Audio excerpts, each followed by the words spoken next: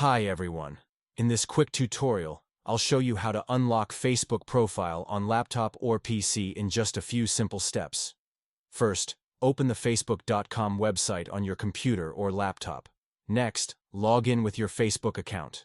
Once you're logged in, go to your profile. Now let me show you whether the profile is locked or not. Click on the three dots here, click on View As, and open it in a new tab. As you can see, the profile is currently locked. To unlock it, we'll go back to the profile. Click on the three dots again.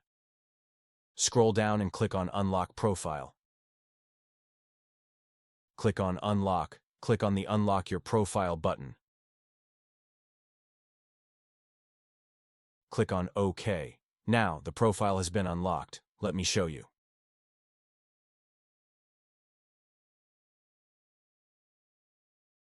As you can see. And that's it. How to unlock Facebook profile on laptop or PC. If this video helped, like this video and subscribe to my channel for more quick tech tips. See you in the next video.